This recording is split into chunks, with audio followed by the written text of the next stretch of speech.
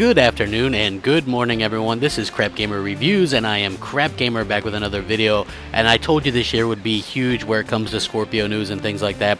And I want to get right out of the way that this article is from Windows Central, and I'm going to go ahead and link it as a source in the description so you guys can check it out. Very cool information about the development of games for Xbox One, Xbox Scorpio, and Windows 10 in the future. Basically, their ecosystem and things like that, and something called Game Mode, which basically means it helps universal Windows apps. So basically, what they're saying in this, and like I said, it's going to be pretty interesting to kind of read through this stuff with you. It says, in the past, we have discussed Project Helix, which is the code name for an effort by Microsoft to streamline the development chain between Xbox One and Windows 10 and the upcoming Xbox Scorpio. Project Helix will take the form of the Scorpio dev kit, which Microsoft actually hopes will power all Windows 10 based game development in the future.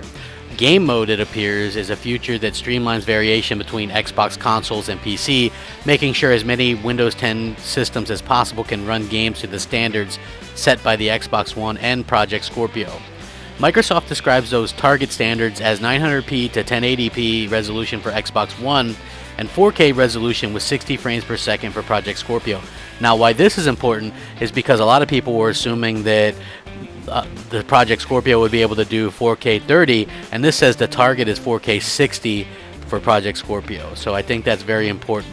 And they've also received evidence to suggest that the Xbox One already utilizes Game Mode in games developed for the Universal Windows Platform, or UWP. If their information is correct, Game Mode made its way to Xbox One dev kits in the summer of 2016, with improvements arriving in subsequent updates throughout the fall and winter. And this could explain why games like Resident Evil 7 are going to be able to do like 1080p 60 on the Xbox One with HDR and everything. So I think that that's pretty telling in and of itself.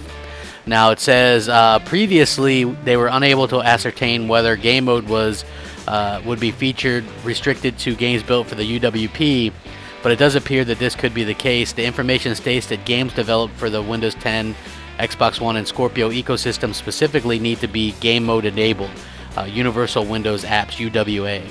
This means that developers using Game Mode enabled UWP today to build games for Xbox One at 900 to 1080p and up to 4K for Windows 10 PCs are already going to be able to deploy those games for Project Scorpio with over 95% of the existing project code intact.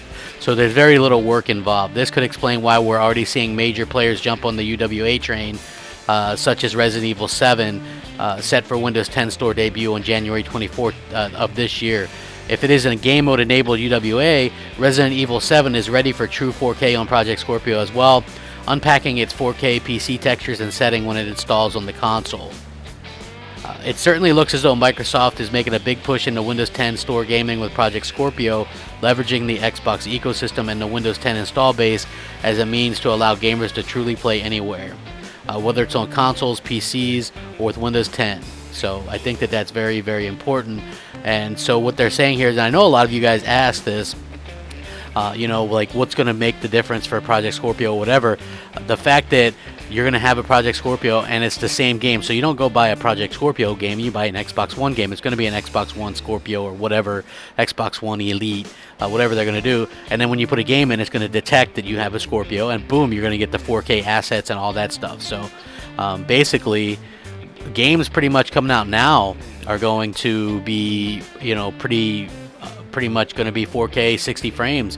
And the important thing also that I want to note is it looks like the actual Scorpio dev kits are going out in February, so that's not too long from now. And most people probably already have, if you can put two and two together, right? Dev kits in February, which means that there's also the whole Vega and like the Vega and the Ryzen things that are coming out Q1 this year. So it definitely makes sense. It's all lining up. It's all coming together. This is pretty huge news.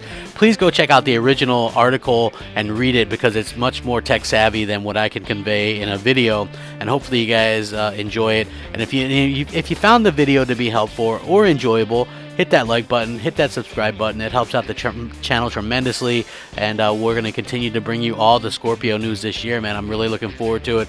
Thank you guys so much. Rack 'em up. Crapgamer, out.